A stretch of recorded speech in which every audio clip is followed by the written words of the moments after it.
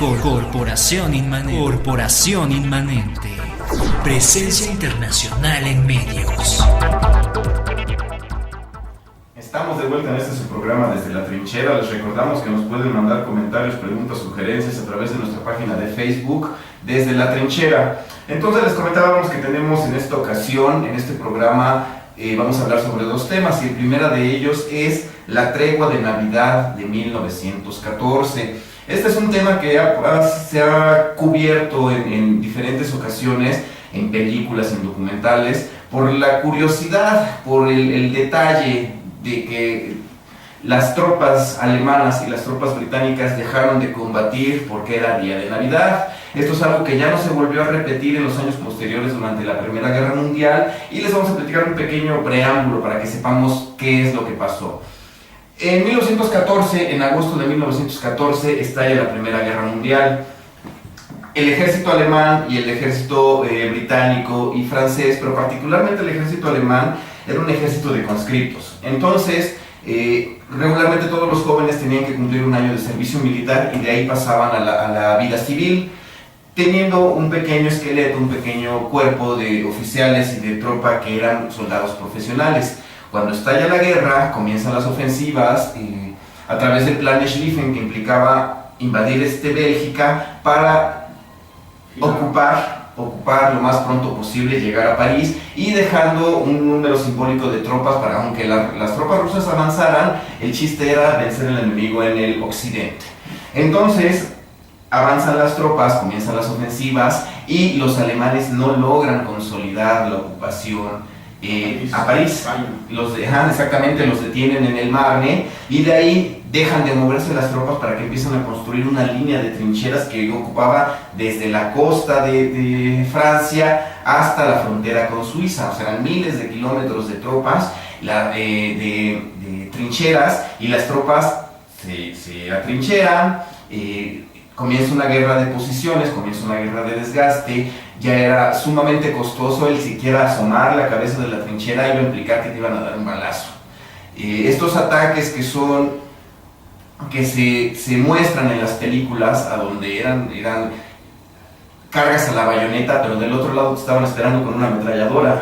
Surge la hegemonía de la ametralladora, y como tal, entonces se vuelve una guerra estática. Nadie se mueve porque saben que te va a costar miles de hombres tratar de salir y avanzar 100 metros. A veces no estaban separados por más allá de 50 metros, se podían gritar de una trinchera a otra, se aventaban de piedras de una trinchera a otra, porque era tal la cercanía. Sí, de hecho, hay que recordar que esta Primera Guerra Mundial, ya lo platicaremos en otra misión, ahorita rápidamente, empieza de una forma en donde nadie esperaba realmente que durara la guerra.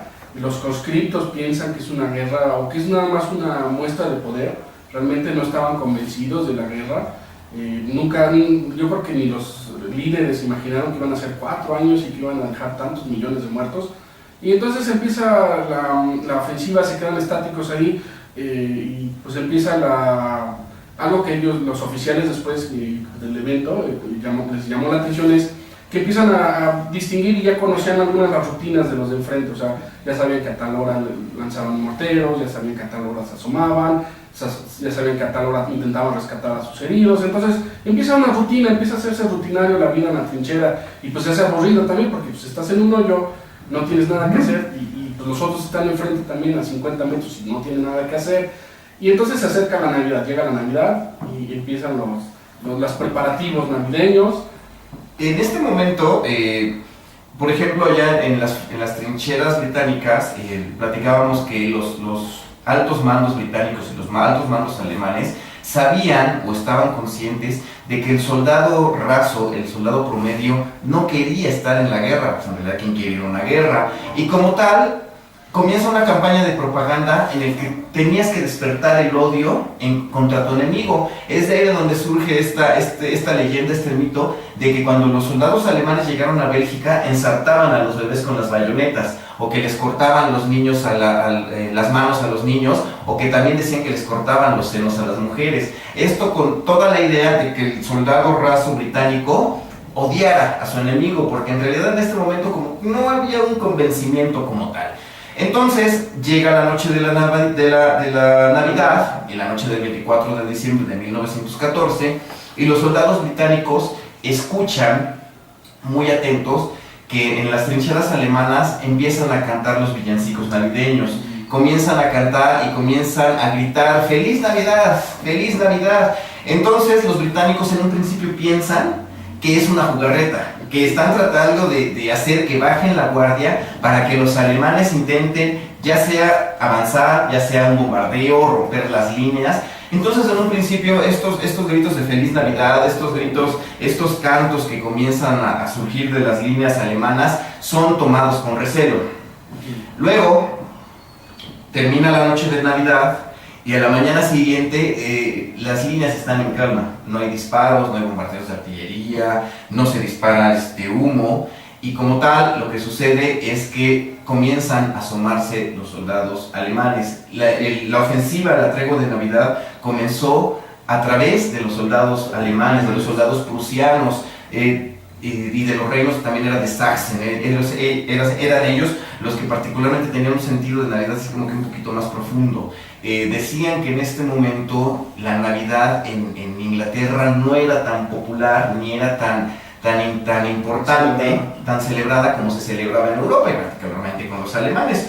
Entonces un soldado alemán sale de la trinchera, nadie le dispara y les desea una feliz Navidad. Sí, entonces los ingleses pues también ya tal vez convencidos o más tranquilos con respecto de que no es una jugarreta, también empiezan a salir, se acerca un oficial inglés y empiezan a intercambiar cigarros y bebidas, dejan que los enfermeros vayan por los heridos, porque normalmente entre las dos trincheras hay un territorio que le llaman Tierra de Nadie, y en donde está lleno de alambre de púas y de minas, cadáveres o de heridos, y como era muy peligroso ahí los dejaban a morir porque realmente no había forma de rescatarlos, y aprovechan esta tregua y entonces pues todos van por sus heridos o por los cadáveres para informar de la baja a sus familiares, y entonces empiezan incluso a tomarse fotos, a cantar villancicos juntos, a pesar de que los oficiales de alto rango que andaban por ahí, tanto de los ingleses como de los alemanes, pues les decían, no, pues es que son los enemigos, no tienes por qué ir con ellos.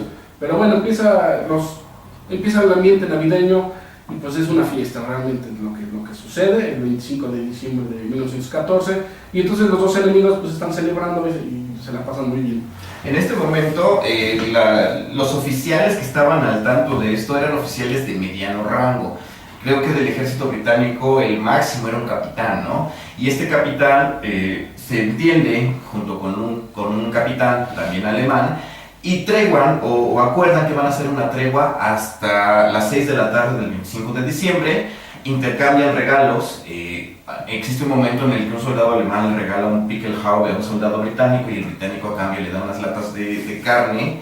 ¿Y qué es lo que pasa? Empiezan a jugar fútbol.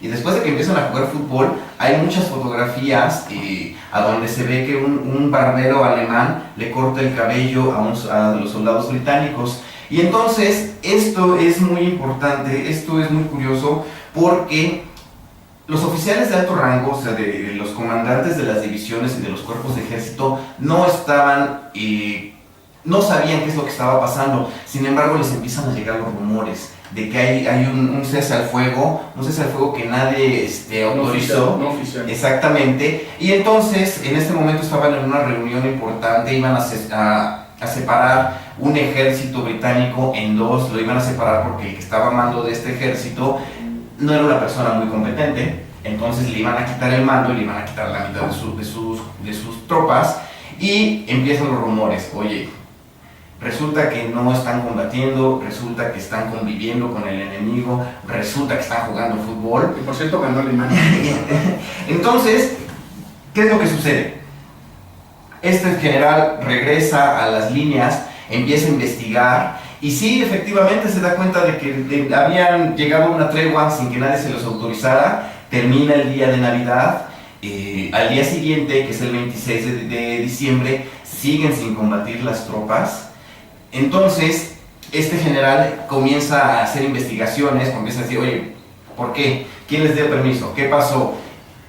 ¿Por qué no están combatiendo? Entonces, para ya dar fin a la tregua de Navidad, comienzan a bajar las órdenes de que van a ser castigados, de que van a ser enjuiciados los hombres por haber confraternizado con el enemigo. Lo que sucede después es que llega un oficial que no pertenecía a estas líneas, y él es el primero que da un disparo y que mata a un soldado alemán, y ya con eso regresan a como estaban en un principio. Sí, de hecho les costó mucho trabajo a los oficiales lograr que los soldados regresaran al combate, porque obviamente como habían convivido con el enemigo, habían fraternizado, pues era así como que mala onda dispararle a tu cuate, ¿no? O a quien a lo mejor te regaló algo, ¿no? O que estuvo en el equipo de fútbol. Pero bueno, finalmente esto demuestra la separación entre lo que eran los oficiales, que estaban convencidos de que había que ganar la guerra, aunque tampoco a lo mejor estuvieran seguros de por qué, que finalmente era una cuestión política, pero todo lo que eran los soldados en general pues no estaban muy convencidos de dispararle al enemigo o de por qué había que dispararles, y entonces pues esto es lo que ocasiona la tregua de Navidad. De hecho, en la Pascua de 1916 se da una situación similar, pero en el frente oriental, y hay también durante los 2 años siguientes, a pesar de que hubo castigos y de que la orden fue que todos los 25 de diciembre de lo que duró la Primera Guerra Mundial tenía que haber bombardeos para evitar precisamente esta situación.